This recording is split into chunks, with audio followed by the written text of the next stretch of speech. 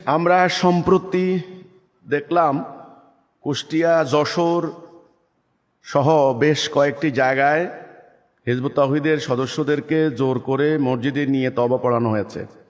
বাংলাদেশে কেউ চাইলেই জামাত করতে পারে, হেফাজত করতে পারে, চরমোনাই দল করতে পারে, কিন্তু হিজবুত তাওহীদ করলে অসুবিধা কি?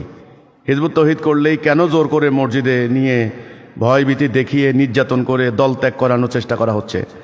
এইটার কারণটা কি? ইসলামের মধ্যে এ ধরনের প্রভিশন কতটুকু? আপনি যদি বললেন যে কয়েকটি জেলায়, কুষ্টিয়া এবং যশোরে দুটো ঘটনা হয়েছে। কুষ্টিয়া আমি গিয়েছিলাম, ওখানে আমাদের জামে মসজিদে আসাদুল নামে এক ভদ্রলোক, উনি জুমার নামাজে আসছেন। তা আমার বয়ান শুনেছেন, খুতবা বক্তব্য শুনেছেন, শুনে উনি উজ্জীবিত হয়েছেন। তিনি বললেন যে আমি আপনার বক্তব্যের সাথে একমত, আমি হিজবুত তাওহীদ আন্দোলনের সাথে কাজ করতে চাই। তো ভালো কথা, কেউ যদি কোনো দলে যোগ দেয়, কেউ যদি মনে করে যে এই দলটা আমার জন্য ভালো লাগে, এটা তার মানবাধিকার, সাংবিধানিক অধিকার, ব্যক্তি স্বাতন্ত্র্যবাদের মধ্যেও পড়ে। আবার যারা গণতন্ত্র বলেন তাদেরা বলেন গণতান্ত্রিক অধিকার। তো কাজেই এসব অধিকার তার, মানবাধিকার, সোজা কথা। তো এই বেচারা আমার সঙ্গে সাইন করে সে এলাকাতে গেছে। খবর তো চলে গেছে এলাকায়, কারণ ওই মসজিদে অন্য ওই এলাকার মুসল্লি আরও ছিল যে আসাদুল হিজবুত তাওহীদে যোগ দিছে। আর যায় কোথায়? তার বাড়িতে ঘেরাও করে তারে ভাঙবে, আগুন জ্বালাবে, ইত্যাদি ইত্যাদি। তো সে থানায় গেল, বিভিন্ন জায়গায় গেল, দেখলো যে পরিস্থিতি খুব ভয়াবহ। বাংলাদেশের এখন যারা ক্ষমতা যাইতে চায়, জামাত ইসলামী, তাদের স্থানীয় নেতারা ঐক্যবদ্ধ হয়ে এই লোকের ধরে নিয়ে ওই তওবার নামে একটা নাটক করেছে। লাভটা কি হলো? সেই মানসিকভাবে সেই হিজবুত তাওহীদের বক্তব্যের প্রতি তার সমর্থন চলে আসছে। তার মনের উপরে কি আপনি জোর করতে পারবেন? শোনেন, জোর করে, বুঝছেন, মানুষের জায়গা জমি দখল করা যায়, জোর করে রাজ্য জয় করা যায়, জোর করে আরেকজনকে মাইরে ফেলান যায়, কিন্তু তার মনের রাজ্য জয় করা যায় না। এটা মনে রাখতে হবে। মানুষ চিন্তাশীল প্রাণী, মানুষের একটা চিন্তা শক্তি বোধ আছে মানুষের। সে বুঝছে, শুনছে যে হিজবুত তাওহীদ হক সত্য। তাকে আপনারা যে জোর করে নিয়ে তার বাড়ি ঘরে আগুন দিবেন, এই ভয়ে বেচারা সে বলছে আমাকে যে ইমাম, আমার 6টা সন্তান, তার স্ত্রী সহ আমার সঙ্গে ছবি তুলেছে, 6টা সন্তান তার, আমার বাচ্চাগুলোকে তারা মেরে ফেলবে। এই ভয়ে সে ওই মোল্লাদের সঙ্গে বলছে ঠিক আছে আমি তওবা করলাম, ইত্যাদি ইত্যাদি, আমার ভুল হয়ে গেছে। এই গেল একটা ঘটনা। দ্বিতীয় ঘটনা হলো যশোরে, সেখানে আমাদের ঈদের জামাত হলো। ঈদের জামাতে একজন মৌলানা, আলেম, মাদ্রাসার মৌলানা, তিনি হিজবুত তাওহীদের সমর্থক। তিনি বললেন ঈদের জামাত আমি করাবো। তো ঠিক আছে, করেন, ভালো কথা। আমরা তো আলেমদেরকে সম্মান দিতে চাই, আমরা তো আলেমদেরকে সামনে রাখতে চাই, এটা আমাদের নীতি। কোনো আলেমকেও বলতে পারবে না হিজবুত তাওহীদে আইসা অসম্মানিত হয়েছেন। তো উনি ঈদের জামাতের ইমামতি করলেন, এটা কি পাপের কাজ হয়েছে? আমার প্রশ্ন। একজন মৌলানা, তিনি আমাদের ঈদের জামাতে ইমামতি করলেন, উনি কি মাদ্রাসা বলৎকার করেছেন যে এটা বলৎকারের পাপ হয়েছে? এনারে ধরে নিয়ে ও ঘটনা হচ্ছে কি, এটা তো মানুষ জানে না সবাই। ওনার মাকে প্রেসার দিয়েছে যে আপনার ছেলেকে হত্যা করা হবে। ওনার আরেকটা ভাই অন্য একটা মাদ্রাসা শিক্ষকতা করে, বলছে ওকে বের করে দেওয়া হবে, সে বেকার হয়ে যাবে। চতুর্দিক থেকে তাকে আক্রমণ চালিয়ে, তাকে ধরে, তার মাকে, তার ভাইকে, তার ফ্যামিলিকে জিম্মি করে, তখন এই লোকটা আমাদেরকে জানিয়েছে যে আমি আজকে অসহায়, আমার পরিবার আজকে অসহায়, হুমকির মুখে, এদের এই সন্ত্রাসের মুখে, এদের এই মবক্রেসির সামনে। তখন আমি বাধ্য হয়ে আমি তাদেরকে বলেছি যে আমি ভুল করেছি। আপনারা ভিডিওতে দেখবেন, উনি বলছেন শয়তানের প্ররোচনায়। আমি মৌলানাকে বলবো, মৌলানা, শয়তানের প্ররোচনায় আপনি কি ওদের মতো কি বলৎকার করেছেন?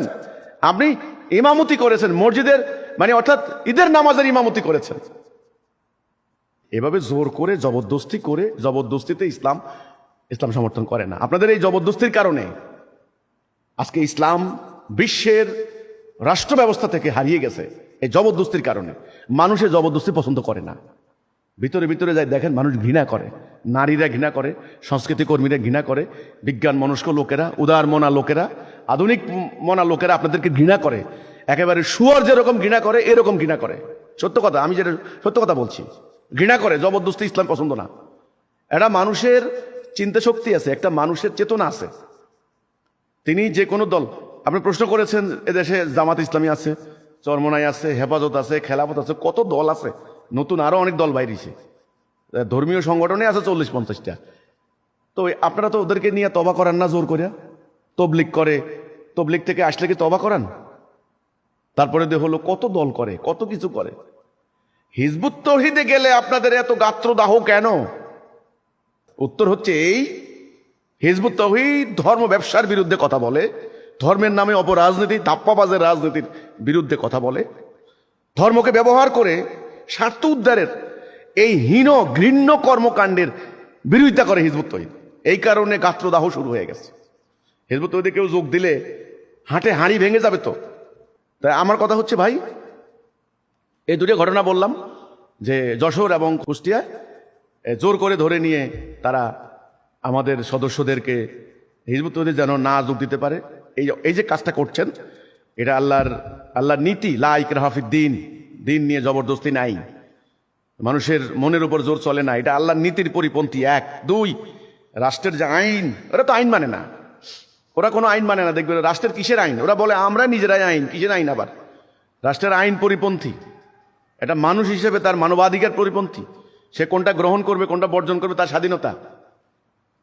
এই যে তার মানবাধিকার, রাষ্ট্রীয় আইনের অধিকার, আল্লাহর হুকুমের অধিকার, এই সমস্ত পরিপন্থী আপনারা জোর করে যে কাজগুলি করছেন। তো আমি ফাইনালি বলতে চাই, এ ধরনের কাজ যারা করেন প্রকৃতপক্ষে তাদের কোনো আদর্শ নাই, মানুষকে আকৃষ্ট করে ধরে রাখার মতো কোনো আদর্শ নাই, কোনো বক্তব্য নাই। এই জন্য তারা এখন জোর করে এনে মানুষদেরকে তওবা করানোর নাটক করছে। তো এ ধরনের নাটক ওই মক্কার কাফেররাও করতো। হ্যাঁ, রাসূলুল্লাহর সঙ্গে রাসূলুল্লাহর বক্তব্য শুনে তাওহীদে যারা ঐক্যবদ্ধ হতো সাহাবীরা, তাদেরকে ধরে নিয়ে বালুর মধ্যে শোয়াই রাখতো, টর্চার করতো, জোর করে ধরে ঈমান মানে ত্যাগ করানোর জন্য বলতো। এটা ছোট্ট একটা ঘটনা বললে আপনারা বুঝবেন, ঘটনা ছোট্ট নয়, বলার ক্ষেত্রে আমি সংক্ষেপে বলছি। ইয়াসির, আম্মার, সুমাইয়া, এই ফ্যামিলি যখন ইয়াসিরকে হত্যা করেছে, সুমাইয়াকে হত্যা করেছে কি নিষ্ঠুর নির্মমভাবে এই ধর্ম ব্যবসায়ীরা। রাসূলুল্লাহ দলে গেল কেন, তাওহীদে গেল কেন? হ্যাঁ, তখন এই আম্মারকে ধরে নিয়ে তারা বলছে তোর বাপকে মারলাম, তোর মাকে মারলাম, এবার তোকে কিন্তু হত্যা করা হবে। তুই বল মোহাম্মদের দল ঠিক না, আমরা আবু জাহেলেরা ঠিক আছি। তখন তিনি এই ভয়ে তিনি এই মুখে কিছু কথা বলে ফেলছেন। এইটা তিনি যখন সুযোগ পাইছেন মদিনায় পালিয়ে এসে রাসূলে বলছে, ইয়া রাসূলুল্লাহ আমি তো জাহান্নাম চলে গেছি, আল্লাহ বোধহয় আমাকে মাফ করবে না, আমি এটা।